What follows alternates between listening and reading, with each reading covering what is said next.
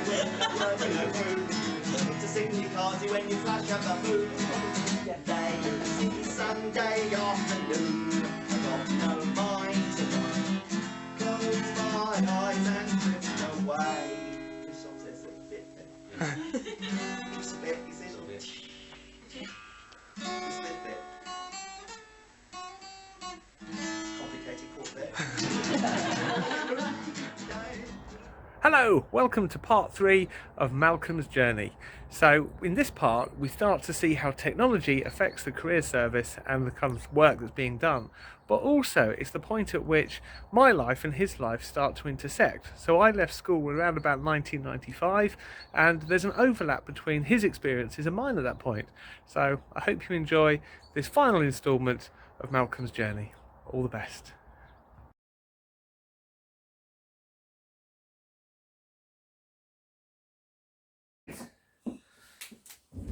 So, Malcolm, Yes, hello. part three Part three. of your life journey Yes, and careers. right. So, last time when we met you, you had recently completed your probation year. Yes. You had been working, or got to the point where you've been working for a few years. Yes. Yeah. Now, before we get into what happens next, Yeah. you've collected an archive of literature, Right, resources, yes. which you've gifted to my care at the Okay. moment, which I'm looking after and adding to Right. in terms of stuff. But I've bought some books from the archive Okay. for us to go through, so we can kind of sort of set the tone of what the literature for careers was Okay. like at the time. Right. Here So we talk go. us through what you've So got. the first thing, what we've got. So the first thing is I want to show you this badge. This is a horrible yellow badge, but this has got the career set. So you can put photographs. Yep, of I can this do on photos. both. Yep. But this is Kent County Council Career Service.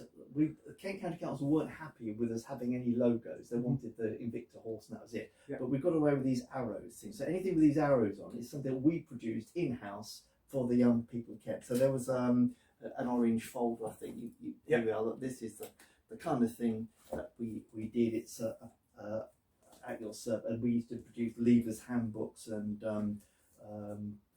information. I was on the publications working party, and we produced things like leavers handbooks, Yeah. guides to YTS. So you were a Course part of of that thing. those publications. So with these, what was the thinking in terms of not having it so closely branded to the local authority, to making it, to have these arrows? Because What it was more relevant to young people. They could see what it was about. Because Kent County Council could be social services, it could be highways, it could be all sorts of different. Yeah. So to make it very clear that this is a career service. Yeah. Interestingly, if you wrote to any officer of Kent County Council, you always wrote to the head of department. Right.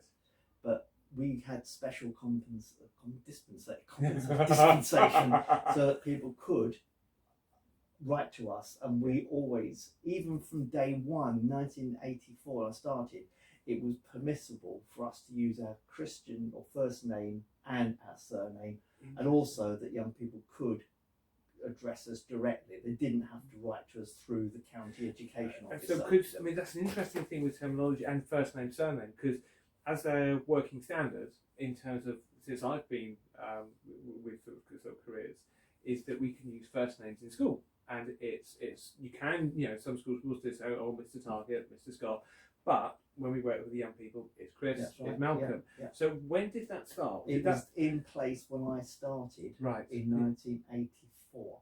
So do we know early? Can't tell you anything beyond that. Cool. Sadly. Because the early literature, and this is the thing with these books, the early pre-career service literature, when it was YTS, not YTS.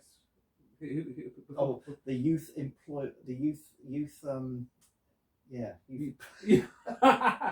employment bureau. What's it called? Youth. I've got a thing about it here. Youth. I have to cut some of this. Sorry. Edit this out. No, it's fine. Keep it in.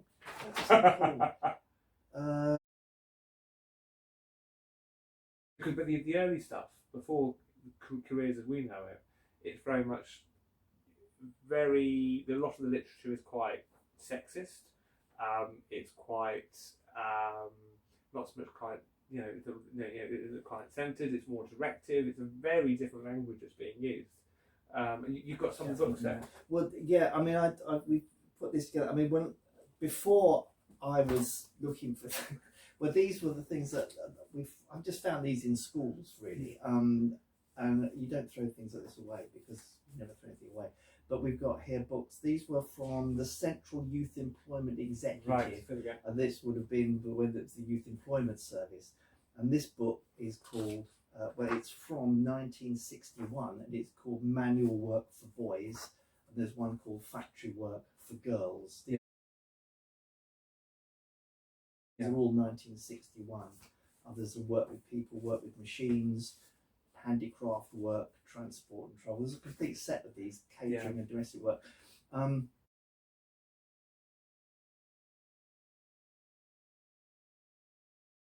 I think we've got the complete set in the archive. It's like Possibly it working literally office, is a pile like this of different And- settings. But totally, it was before the Equal Opportunities Act legislation. So, and there's also a fascinating book. This, when I was at school, I would have had access. I don't remember it, but there's this book called Careers for Boys, who's written.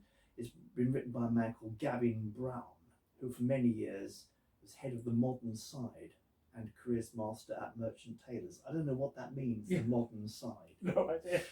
During World War II, he was president of a selection board choosing men and women to be sent into enemy territory as secret agents. So he knows the cut of a chap's jib. But Careers for Boys, there we are. So you can be a lighthouse keeper or a draftsman, anything. It's all here, just for the taking, really. If you're a boy, this was the other. Careers for Girls. This came out. This was 60. Found this in a school. This was 1964. This was written in 1966. Ruth Miller came out with Careers for Girls, which was more successful because it was not so sexist. Right. And it went on to be called a book. It became called Equal Opportunities. The careers book was Equal Opportunities, published by Penguin. And it was one of the books that you could take into school along with the Careers Officer's Handbook. Right. And it was useful information. So, so we're looking at a real sort of shift there in terms of the... This one went down the toilet. This one carried on. And changed. About equal opportunities. And adapted, changed. Because it became relevant. Because now we're sort of talking, particularly now with sort of things like social justice that gets talked about and... far more relevant going forward. But it sounds like we had the seeds of that. So when was that? When did that change to the equal opportunities?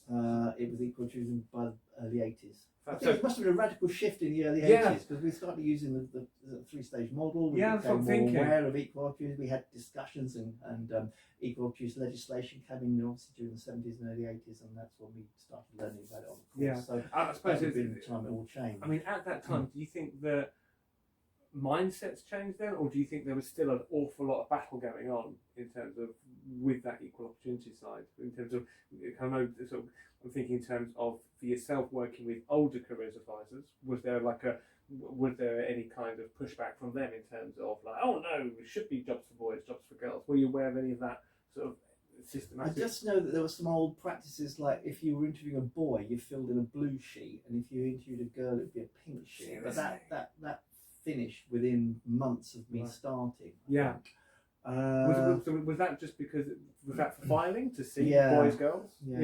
But there was still very much that sort of like but pretty much I think because we were, I mean, as a group, and I remember being in Medway Careers Centre, there were 4 or 5 generic, careers advisors. We had an A-level specialist, special needs person that came and helped out and did some caseload there, and we had 2 employment. But we were quite radical, young, enthusiastic, bit left-wing, bit sort of socially aware. I think we wanted to promote equal opportunities to a degree. We weren't going to put up with the old way. In terms of like for yourself, and also where sort of wider things that you're into, we sort of talked about before, sort of like young people going on marches and actually to get what you want sort of stuff, and the sort of stuff that you've been involved with did it feel like being a careers advisor or being in the career service was quite a radical thing in terms of going into I think school? You felt you could enable change. Certainly, you could help young people make the best of themselves. They didn't have to follow the stereotypes. The stereotypes have been broken. I mean, if you lived and worked in, if you were a young person living in Rochester or Chatham, Strood, or Gillingham, anywhere around there, if you were of a practical leaning or if you any skill really, the chances are you probably end up working in the dockyard. Now that closed a year before I started. Right. In fact, there was a television documentary about it. I remember my manager, Bill Piper, Yeah. before I even started working in Medway Career Centre, I was watching this documentary about Chatham, and he was interviewed on this TV programme. He said he's had a great day at work because his number of vacancies for young people had doubled in that day. It had gone up from 1 to 2. Gosh. All these vacancies had booked since Yeah. the dockyard had closed. Before, they would have taken on hundreds of apprentices. Yeah. That had been worked for all sorts of So, I mean, I worked with somebody. She was a student. She did some temporary work at the career centre. But she said the previous summer she'd worked at the dockyard, but in the library, allocating library books to the ships that were coming in to be overhauled, and she was sort of organising the books. So there was all sorts of weird jobs that you wouldn't have even imagined, all connected to the dockyard. That all disappeared overnight. And I suppose with that, I suppose there's also then you get the economic kickback with that sort of and what happened in and then where we are then all the support industries collapsed as well, and it turned. You could see quite clearly, and having spent 3 weeks in Gateshead as part of my training, I could see that the social mix and makeup of employment and the general population in the Medway towns in the early 80s was very similar to that in Newcastle. Yeah, and then the shifts that happened. I suppose then I was thinking of myself. So at that time in the 80s, so I was born 78, but I can remember when Chatham Dockyard then opened as a tourist attraction, and it was regenerated. And I can remember going along as a young boy to go and have a look. So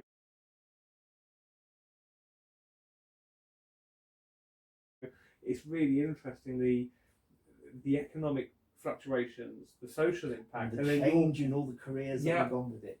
And then and you working through that time as well. So with books as well. So what else we got? This is from these are from, this is the choice of careers. So these are from the early 70s. So again, these would have been available when I was at school through till when I was sort of trying to find my way through. These were all stolen from Careers Library. And very colourful compared to these ones. So we've got this shift more sort of 1960s. I think we've got from this on here to these, like a real shift. Rainbows and things ready for work.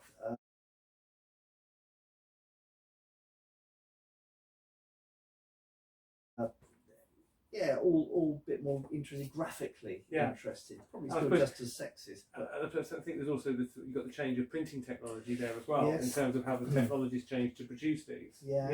This was 71, I think, a bit dull, but this was choice of careers. This 50 pence, so this is after decimalisation in 1971.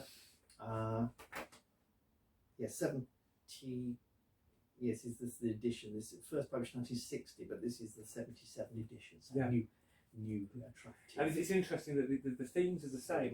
There's loads of these that we've got. I know that there's that page that's in the article in the CDI magazine, which has got all the different ones on, and it's the themes remain the same, but it's the language that changes, which is really interesting in terms of kind of and it's reading through these, you can see the shift from something that's very directive to something that becomes more client-centered. And you've got like the 80s. Well, this is the 80s. This is Careers in the 80s. It's published by The Observer. I must have bought this because I must have been thinking, there must be a job for me somewhere. And it talks about law, medicine, surveying, computers, engineering, retailing. It's quite dull, really, but it was supposed to be a good overview of where jobs are going, what careers might be available in the 1980s.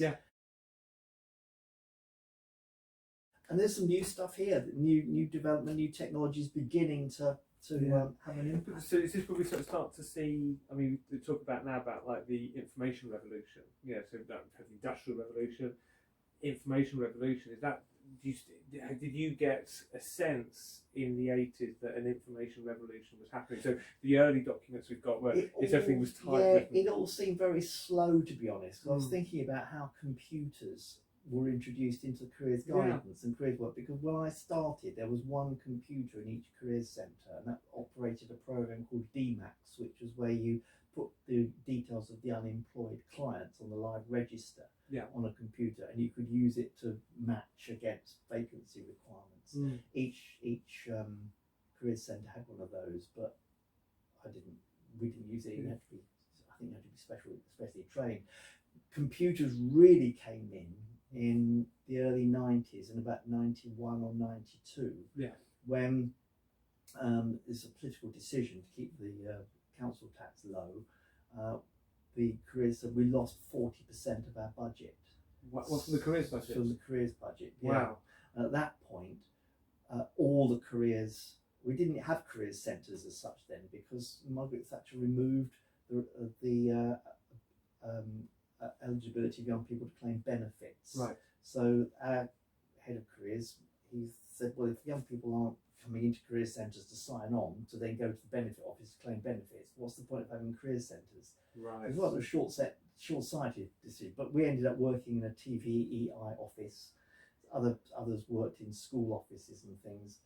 But after that, in the early 90s, when we lost all that money, we had to find bases in schools. Yeah. We had to find our own offices, if you like. And I was lucky. A school I worked in were happy to have me, because they thought, well, if we don't employ career advisors, but we have one based in the school, we'll get more hours or more time from them than another school who doesn't have the careers advisor. Because if they've got a day they're not in school, they can be with us, and we can slip them on odd client here and there to do a bit of help.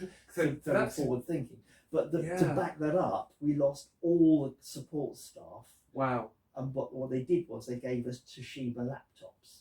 Okay. And so this is 1992. Now, we didn't have any networks. We didn't have any internet. We had no email or anything like that. All these computers did was allow you to type stuff and print it. Right. So we produced endless reams of paper and things that had to be sent through the post.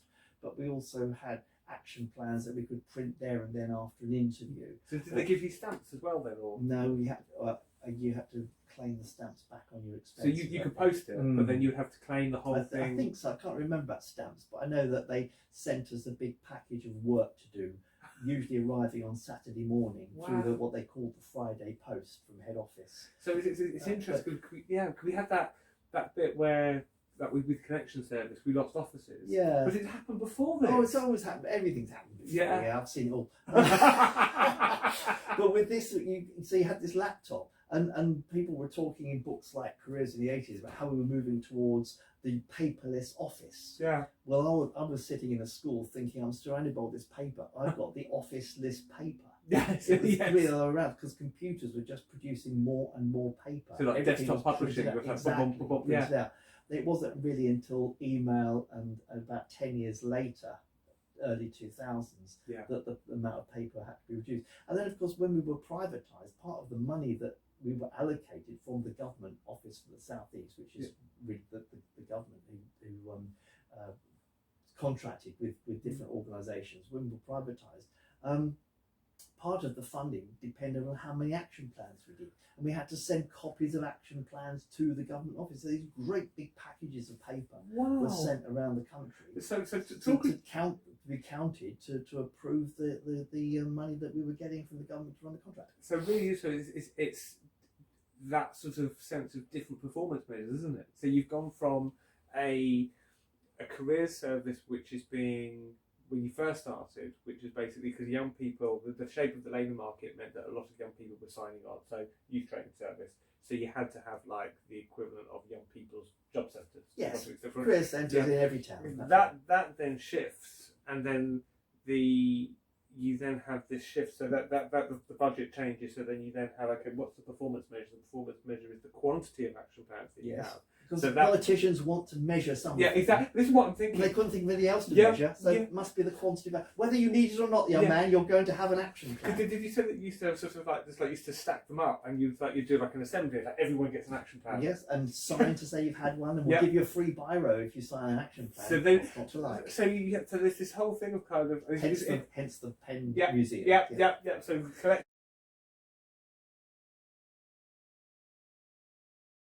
Of different pens, so there's this thing of like, almost like you can sort of see that the government going, we've got to measure it somehow, so it must be this, and it's just fascinating to see how that then reverberates through time to current sort of circumstances. Yes, and it's through then when the Labour Party comes in, and the end of the 90s, they said, well, this action plan is all very good, but it's not really helping those that most need it. So we need to refocus. So there was this refocusing agenda on us spending more time with young people that need more support and help. Right. Yeah. And then that clearly then led into connections where they couldn't get any money from any other departments to run, because social services budgets were all in that, in the management of local authorities.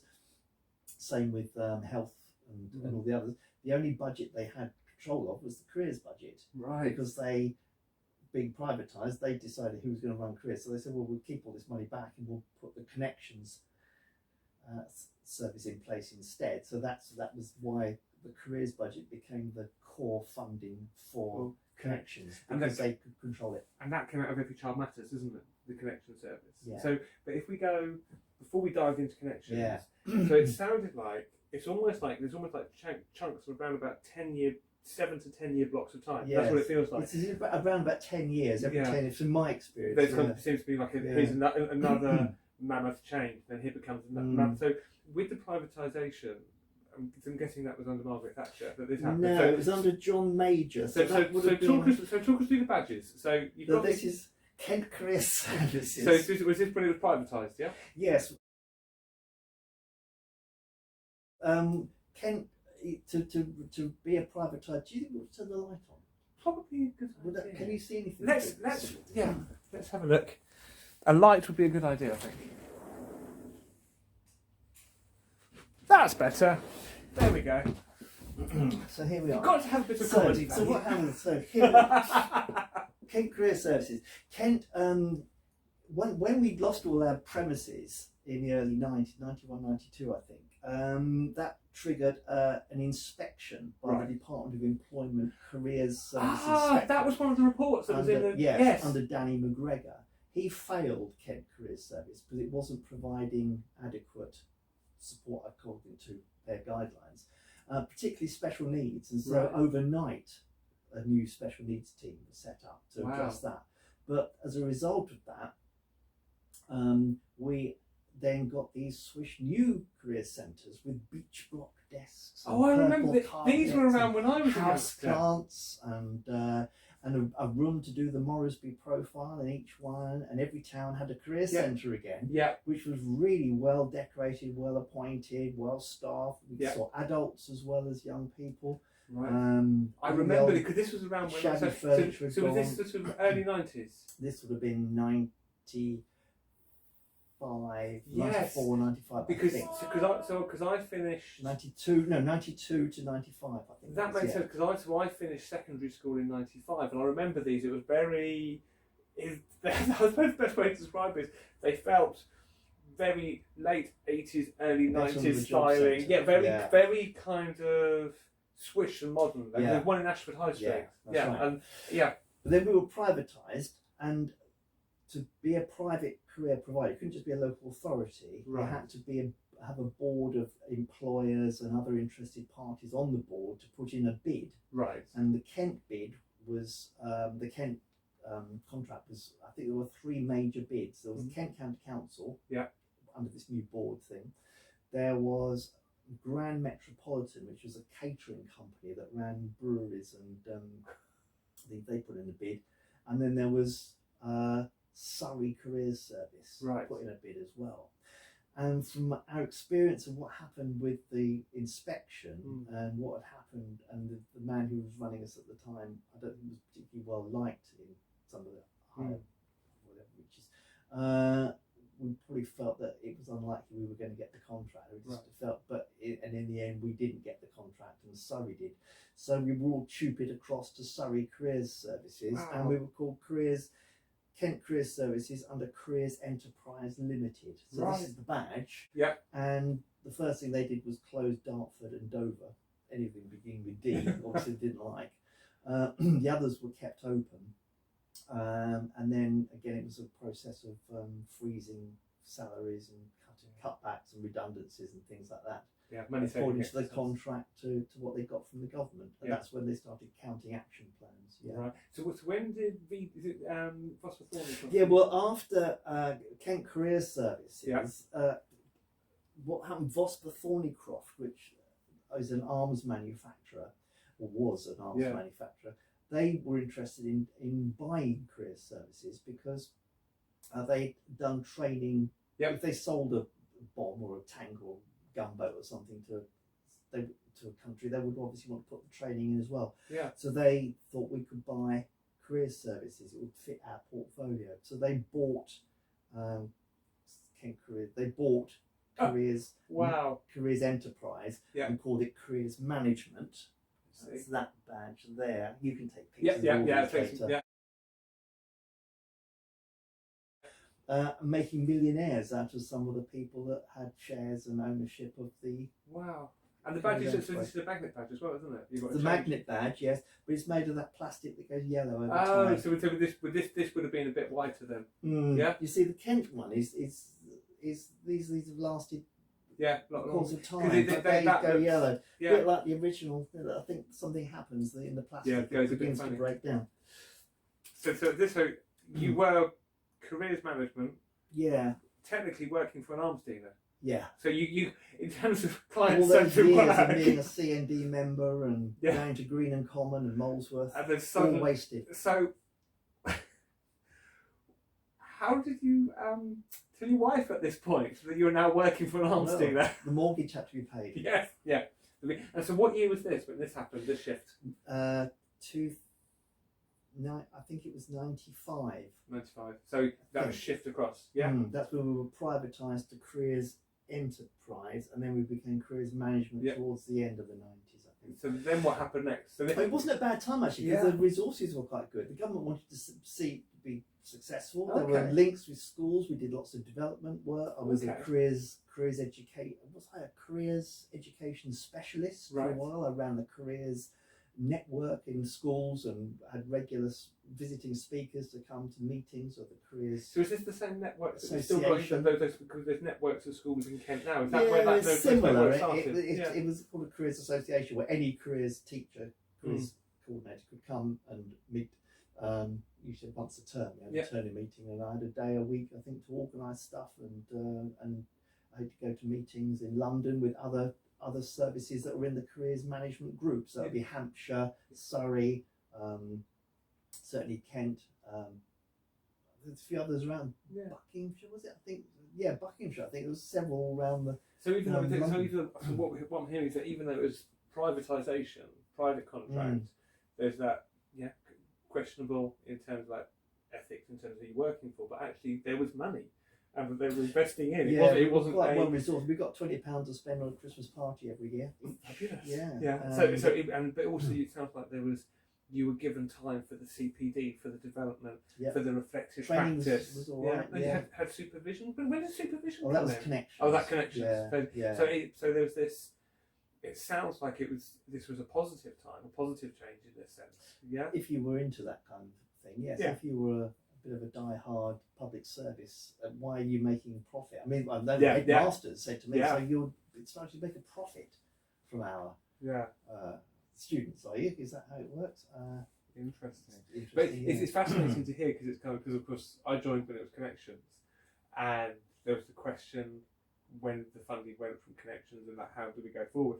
But we've been here before. There's these cycles to it, and also what I'm also hearing with these rapid cycles of change of like there being access points or offices or centres, and then there not being them, and then you're out on your own, and this real kind of flux back and forth. I'm guessing different governments reinventing the wheel is also what I'm thinking in terms of this cycle, but also there's threads there that are carried through. So you say about things like the meetings, and I can remember, you have those meetings there where people can network and schools can network with each other, and then I'm aware that similar meetings carried on within Connections, and then it's now not overseen by ourselves at CXK, but there are still those network meetings overseen, elsewhere, and there's threads of good stuff that carry on. So it's almost like some of the stuff that matters is still carrying on in different shapes. Well, you have your professionalism to fall back on, don't you? As I said before, it's the same job.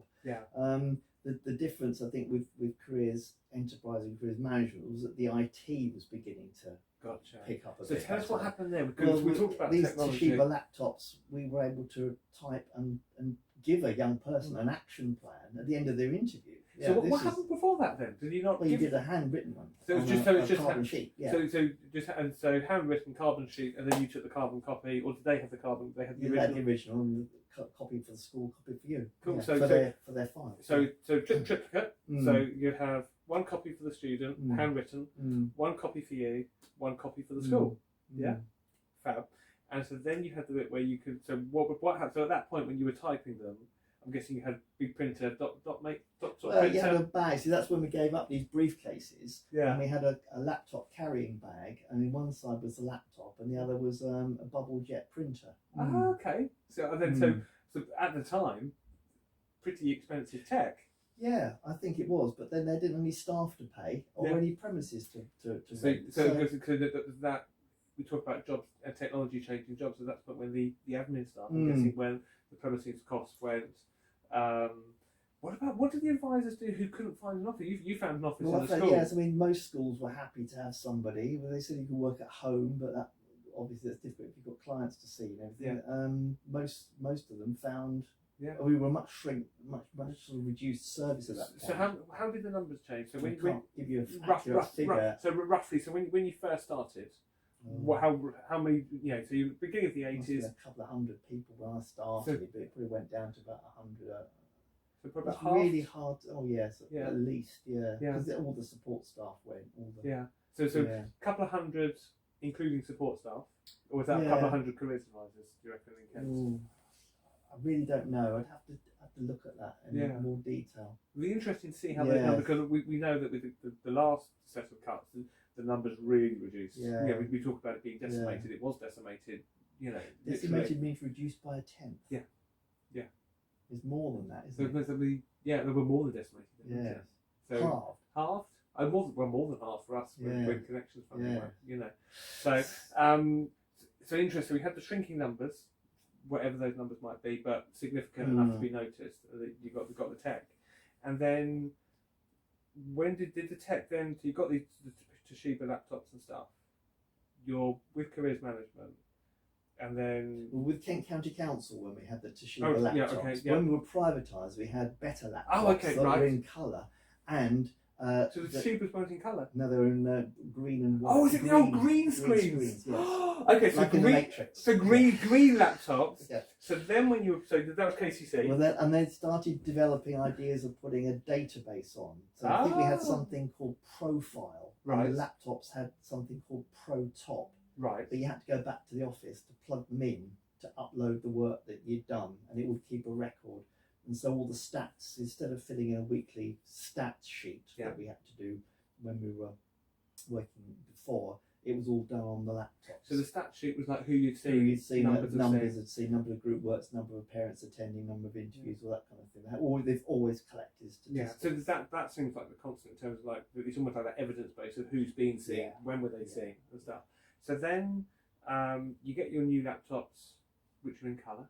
Yeah. That was when we were privatised, yes. So we had, but they didn't have mice or those pads. They had little track balls. Okay, yeah. And you could play that solitaire game.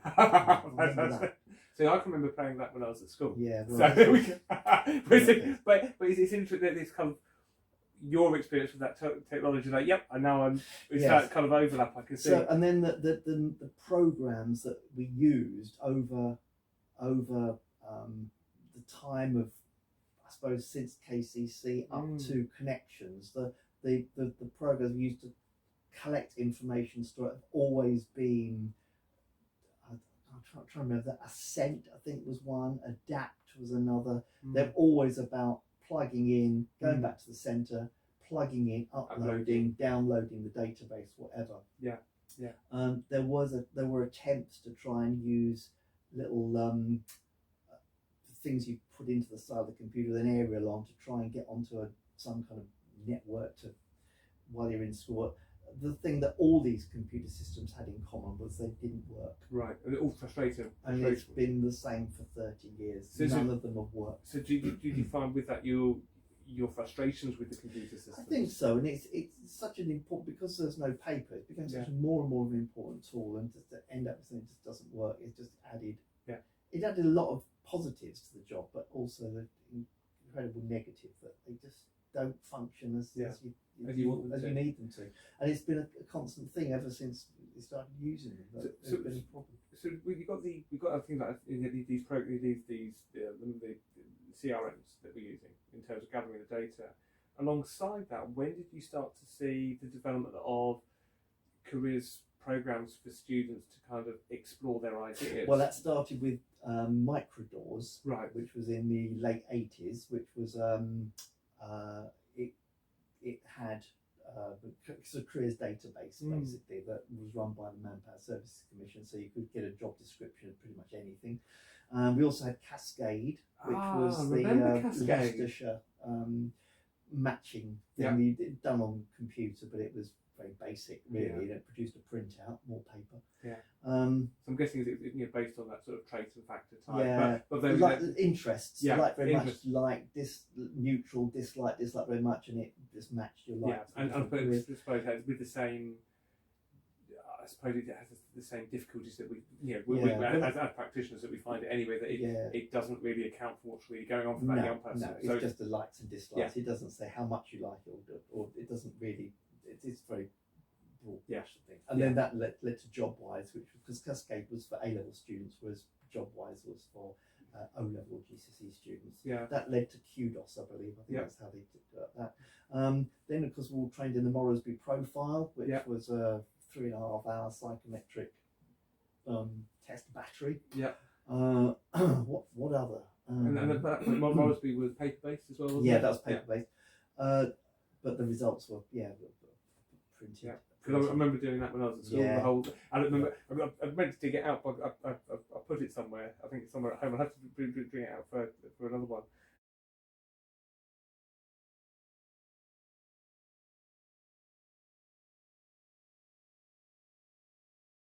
And that Moresby profile and more in depth in terms of, but also very much quite powerful. But you wonder a bit, about some of the job descriptions, job suggestions. Is that from the Moresby profile, or is it from that questionnaire you filled in before? Yeah, which bit? I'm never really sure. Yeah, what's filled in, and again, Moresby in itself, that's gone through, now online and bits and pieces like that, and it's interesting. It's interesting to see how these things like the skills inventories and stuff have evolved, and like we've got programs now that are out there, so things like Start and what have you.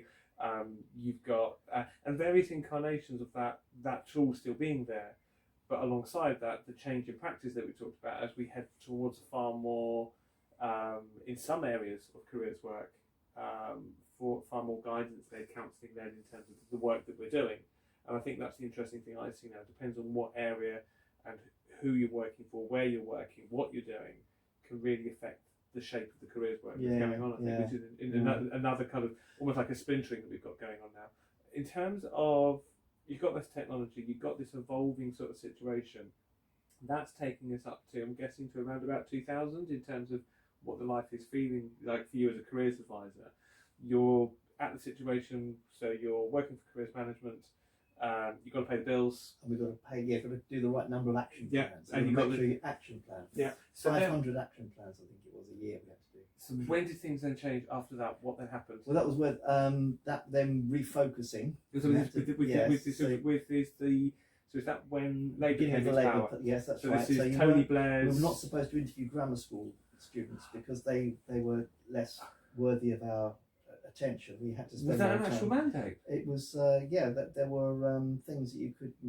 It was political interference, basically, into what we were doing. So how you work around it? You say, well, I'm not supposed to be seeing you, but I've got time. So how did that shift happen from being privatised to Connections? What happened in terms? Well, what happened was that Connections was established, and in Kent, careers management were contracted to Connections. They were going to be a Connections provider. Right. Yeah. But and there were 3 area managers for Connections. So Connections only employed about 5 people, subcontracting to careers management. Right. But then one day, I don't know quite how it happened, but we all got a phone call wherever we were to say stop work and go back to either your centre or go home. Right. So they'd obviously had a row. So Gordon had a row with careers management about funding or whatever was happening. And then that was resolved, and we were all to go back to work the next morning. So I'd never told exactly what was happening.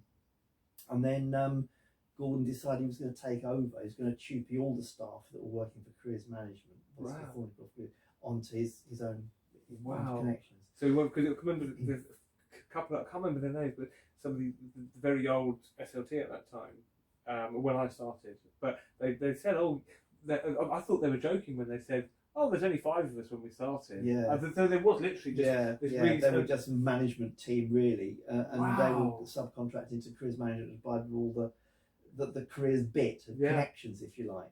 And so there's massive influx of careers advisors. Yeah, but that wasn't smooth because VT said, well, we'll get our legal people onto this. Yeah. So you're taking on Vosper Thornycroft Arms Manufacturer, legal department, to this, but they in the end it just happened, and we all ended up working for Connections. And so what happened at that point? Because I remember us talking when I started, and Connections had been around for a while then, and you're saying we can't call ourselves careers advisors. No, we had to stop deprofessionalised.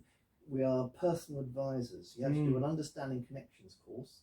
You had to call yourself a personal advisor, and you had to. The only target was to reduce the number of NEETs. So a real shift in terms of this kind of performance measure. And so, what happened at that point? Was it like you were no longer able to go to your schools? How did that? Oh no, you were allocated schools. Yeah. But it was the days allocated was based on the number of NEETs that school was likely to produce. So where did that data come from for the number of NEETs? They would have looked at the unemployment statistics and the students. So it really was like, if this school is producing a lot of NEETs, you will spend more time there and work with those potential NEETs. Yeah. But then, if it's not a high NEET service or not high NEET producing school, for want of a better word, then there'd be less service. Yeah, I mean that's how we assume it worked. I mean, Gordon apparently, the chief executive, had a formula that it was top secret how he allocated staff to schools and how he allocated staff to centres, to Connections access points. Because it's really so did the old careers management centres, did Gordon, Connections in Kent, did they take ownership of them as well? Is that what happened? They owned them. Right. Yeah. I mean, we lost. I mean, I've been in so many different offices, but we had to move out of Folkestone. Overnight. Yeah. Because he wasn't going to pay the rent, and set up a place in Dover that took a year before we were camping, weren't we? Well, I was camping in Ashford for a year. So is that when the London Road office in Dover opened? Was that at that point? Yeah. So this massive seismic shift, and it's really interesting because, like, talking to friends of mine who are former grammar students and their perceptions of Connections. So I remember, like, when I said I was going to work for Connections, and they were like, well, they think, well, we didn't get any support. It was only for those, if you're not making it, you'll go there. Their perception of the Connection service was very much, it's not for everyone. Right. It's very much focused on an area. But I can remember when I started, it felt like some of that had changed, that there was a bit more of a universal coverage in terms. So, like, certainly when I was starting, it was like you could see everyone, you could work with everyone. It didn't feel like there was a... I think because we've been fighting it so hard, I don't think it came from the directive. I think it came from, well, do you want NEETs amongst the more motivated? If you're not going to provide them with support, they're going to flounder. We need to see what happened to every child matters. Why can't I work in an independent school if every child matters? So was it very much a battle from you guys as professionals that have been? So I remember when I started. I think it was subversive actually, because I said to the manager of the team, well, look, I've got this school. They're very kind to me. They give me a nice lunch. They only need sort of 7 or 8 days a year. I can interview them all. And they're an independent school. What can I do? And we thought, well, I suppose you could pretend that they've come into the centre. Fair enough. So I put down I'd seen them in the centre in Access Point rather than going out to school to see them. Oh wow! I didn't realise it was so subversive. Yeah. Wow. So and that Well, wasn't that great? Then when suddenly we're on our own and schools have to pay, oh, we'll have that guy that comes into school, we'll pay him to come in. Yeah. So it's a real You've kind got to look after yourself in this game. You can't just let whoever the government is of the day dictate what you do, because that's gonna change. Yeah, but then also it's right for the clients thing. Absolutely. So it's a real subversive way of getting a more universal, wider career service. Yeah. I think that's the thing that I loved being down in Dover with everyone. It was a real, because we had the careers advisors, because then also Connections employed the intensive advisors and the health advisors, and there was a real nice camaraderie down there. And I'm sort of thinking back to stuff where you said that you had admin right at the start in the careers office, because I can remember seeing young people in the careers office in Dover, and then we've got the action plan, paper action plan or typed action plan, go and print it out, same sort of thing you're saying, but then we could give that. And they had an intensive that they were working with, and it was like a teamwork to it, that you were kind of able to share information. Hand work across. What's that called? Core Plus or? Oh yeah. But it was a real nice kind of all working together, and a real kind of so you had the intensives were working on the emotional, the pastoral kind of sort of care side. There's that you knew that long term for those young people that were at risk, the long term care they would be supported. It would. It was less clunky. It was not seamless, but it seemed to be more of a flow. It was getting quite smooth. Again, there was subversion in that, because I remember that we had to have action plans or client records examined every month or term or something. And I said to my manager at the time, I said, well, I don't do action plans for everybody I see in school, because we do group action planning. And they write them themselves and take them home after our group action planning session. How are you going to assess the quality of those? Well, we don't know. How can we do it? Because I don't keep copies. So in the end, we had to come up with this subversive way of, I'll give you some random numbers of clients I have actually typed action plans on. You can assess those. But it's all under trying to just keep the profession going. Regardless of the storms and and all these other changes. And I think that's one of the things that interests me with career stuff, that because I came into careers because of some of the stuff that I've seen in the education system, and particularly like their fee system in terms of kind of the lack of ethics in places, and then came to this job where it's client centered, it's ethically focused, but all of this other stuff in terms of making it work.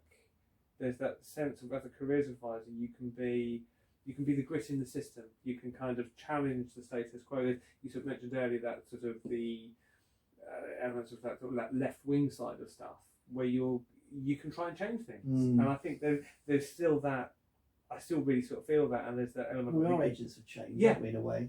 And in a small way. And it's you're there for the client. And I can remember I had a client when was it? A few months ago in school, and she wanted to know who am I? Who to come in to talk to her? Who am I? What do I do?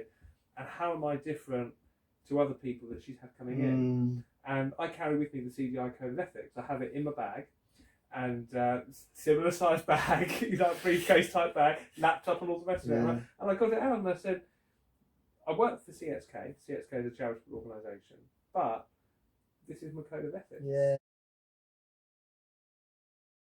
And this is what it means. You've not been shared that before. No, and she looked at it, and because I said, I'm not going to tell you what to do.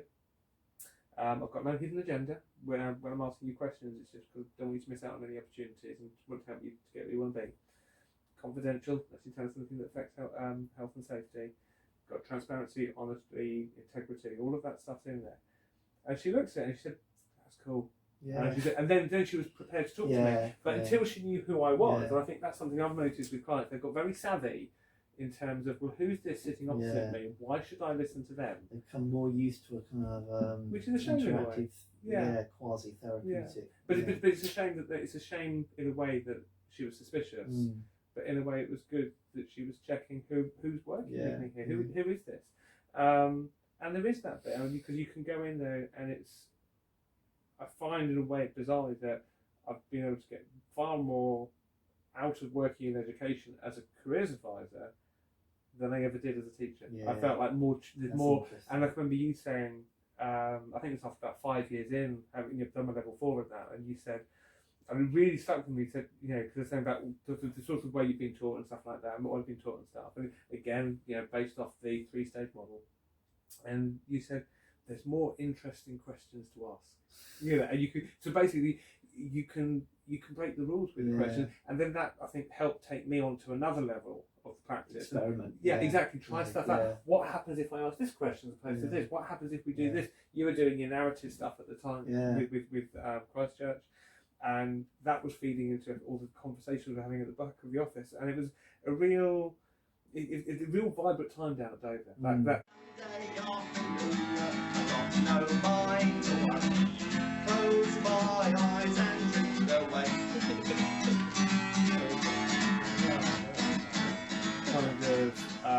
And also that bit where you said about being a personal advisor or careers advisor. We were all careers advisors in terms of we did write up on the wall. Really deviant.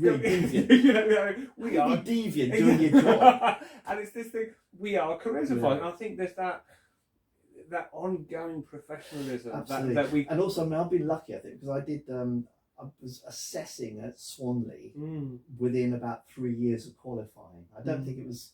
Maybe 4 years. It wasn't that long before I was invited to assess the student when doing the full-time diploma, and then that led to more work at Swanley when they were privatised. I can't remember what the word was. They became an independent college, and then they became Christchurch, and also I did the NVQ.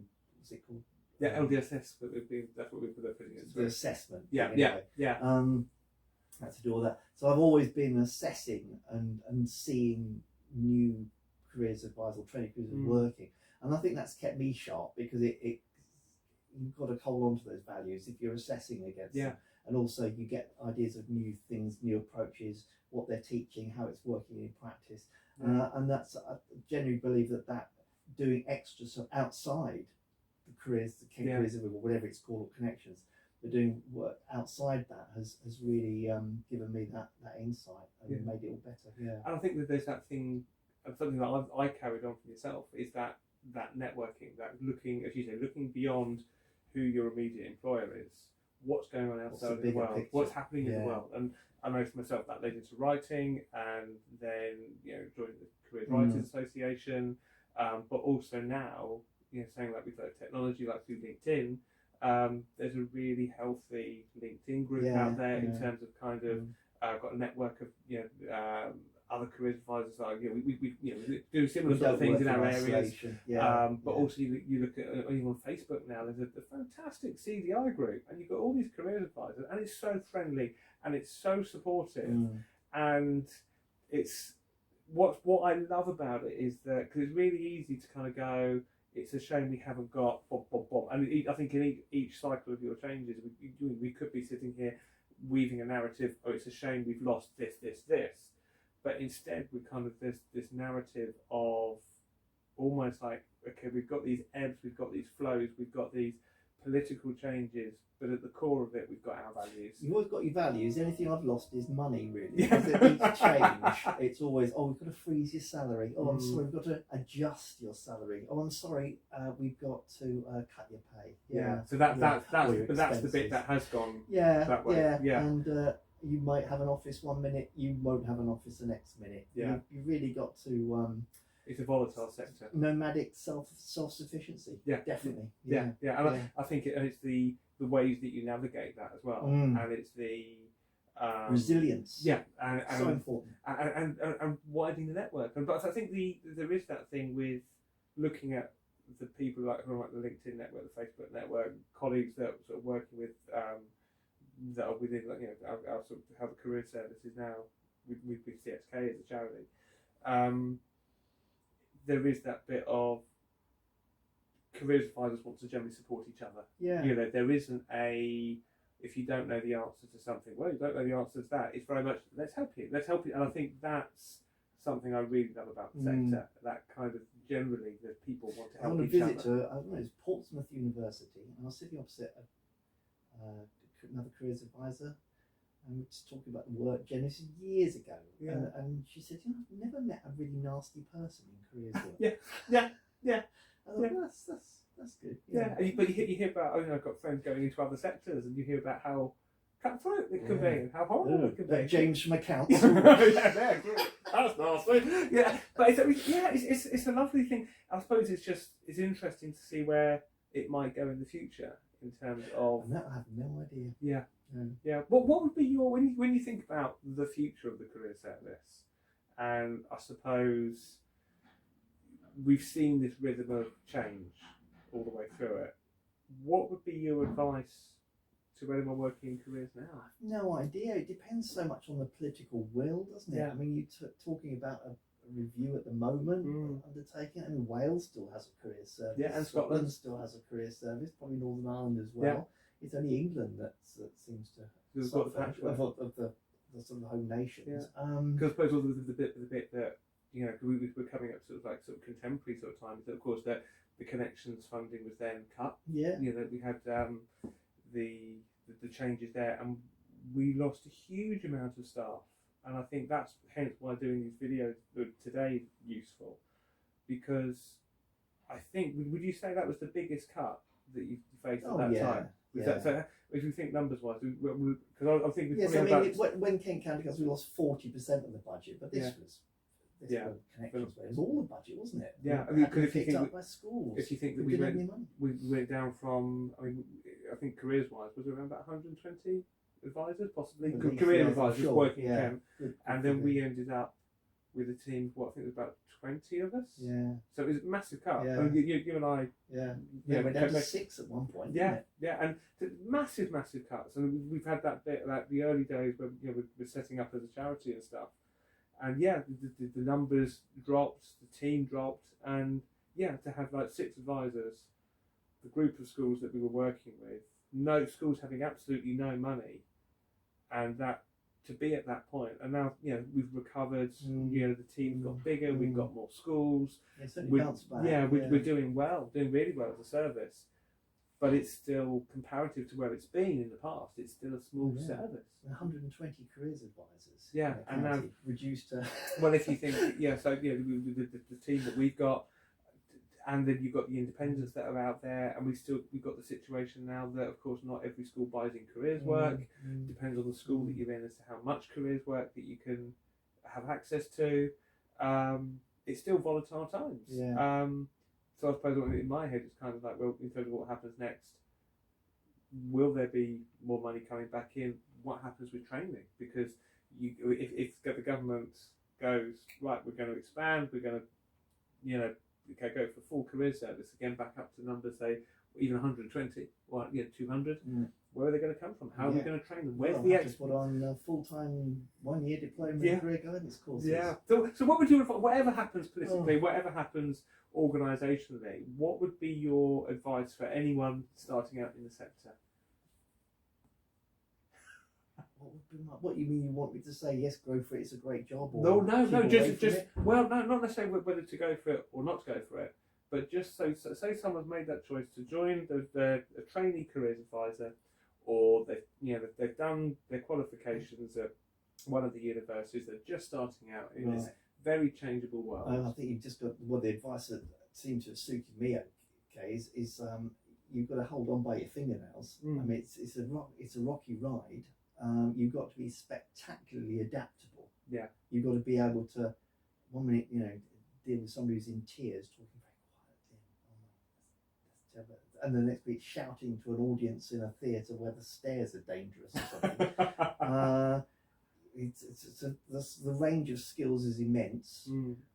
Each one has to be really top quality. I mean, you can't, if you're weak in any area, that's going to affect your success. I would suggest, but I'm sure that you've got to be a real chameleon, haven't you, to do it? Yeah. You've got to be able to adapt. You've got to be able to talk to people from sort of the parents, clients, teachers, head teachers. Yeah. Bond with head teachers. I mean, that's parents' evenings. You've got a gap, and head teacher comes over and starts talking to you. You've got to be up there with that. You've got to be able to relate to their work. And So And it's they almost- like you for that. I mean, I used to have such a laugh with some of the head teachers I work with. He'd come up and say, "Oh God, see that parent there? What's happened there?"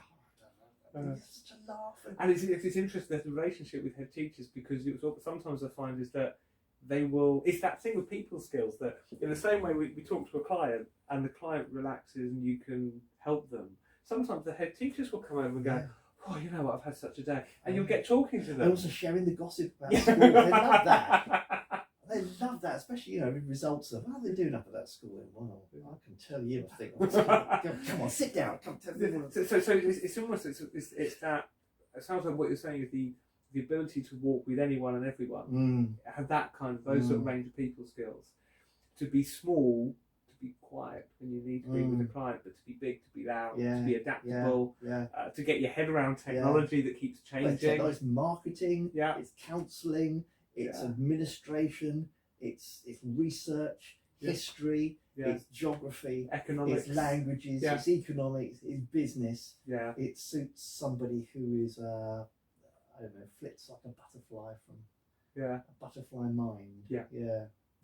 And within all variety. of that, and within all of that, keeping the client centered. I think that's the thing. But also being able to go through a whole day seeing just the same sort of clients, keep up. Yes, it can be a bit grungy, a bit routine, a bit dull, but you've got to just keep at it, knowing that the next day's going to be different. And so for yourself, with that as a kind of journey, because you stayed a practitioner all the way through. And I can remember you saying to me, well, be careful of management, in terms of the sense of that if you just become a manager, you lose your professional practice. If you're just a manager, but all the time that you carry on practicing, you keep your hands in, but also it keeps you safe, because with all the job changes and stuff. And I know for myself, I've been really, really lucky that I've got that balance now. That you negotiate it for yourself. That I'm a manager to look after the team, but I've kept my practice, which I love, and there's almost like this sweet spot that I'm coming out.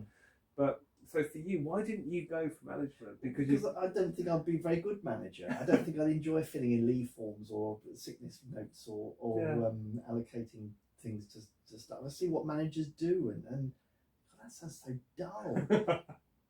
and I remember one of my managers, he said, I remember now, he said, I said, what, I'm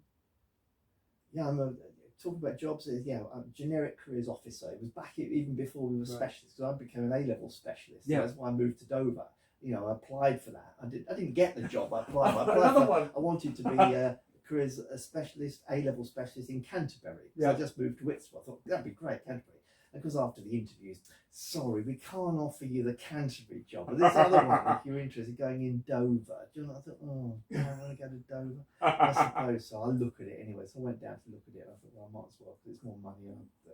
So that same rhythm of going for jobs and not getting them. Every job I've gone to, never got it. But this guy he was a manager. He was doing okay. But he said, "Oh, generic careers officer, best job in the world." And he missed it. He missed seeing clients. He missed talking to parents. He missed doing parents' evenings. It's and I used to think, I should be a manager. I've been doing this job, and people said you'd be fine. I would have. I remember I'd only been in the A-level specialist job, but I think I had about 5 years' experience altogether, 5 or 6 years' experience. And my manager then said, if you applied for that management job, I would have supported your application. I said, well, thank you very much. I really am enjoying what I'm doing now. So I think it's in a way maybe a really brilliant way to finish, because ultimately, and it's something I've spoken about with and joked about with teachers and stuff in school, that would you rather get careers guidance from someone who loves their job or someone who hates it? And ultimately, and I think that's the thing that stuck with me working with you. You loved being a careers advisor, and it was really good fun. And I still not do. every day. But that's the same with any job. But generally, you're on balance, you're passionate about it. You enjoyed it. You like the variety, the going to different schools, working with different clients, and that came across working with you. And the teachers I enjoyed working with, some of them gave you such a buzz because they're so appreciative of the work you did, and you could bond with them. And there's this thing called synergy, isn't it? Where the two of you could. I mean, some of them would not interested with just doing it. I don't know why they were doing it, and that was always difficult because you had to pick up the slack. But if you got somebody who really inspires, hey, we could do this or we could do that, you could really achieve some fantastic work. So it's that partnership between what was the careers coordinator and the careers advisor. Now it's the careers leader generally and the careers advisor. It's that same kind of let's work together and do stuff. It's the same buzz that I get from going out with school now. And it's I think for me it's why it's almost like I couldn't not be a careers advisor because I love it still, and it's brilliant. Despite it being volatile, changeable sector, and everything that comes with that, everything that we've discussed. I used to think if I was a manager, I'd miss going to school. I'd miss the clients. You know? Desperately. And for me, I think it's because I've got that balance between the two. The stuff that I see in school with the clients feeds into the decisions that we make, management-wise. So I think that's probably a really good place to finish it. Fantastic. Basically, you love the job. So thank you so much for your time. Thank you for having me. No worries at all. All the best. Dinner time. Cheers, mate. I got to know mine.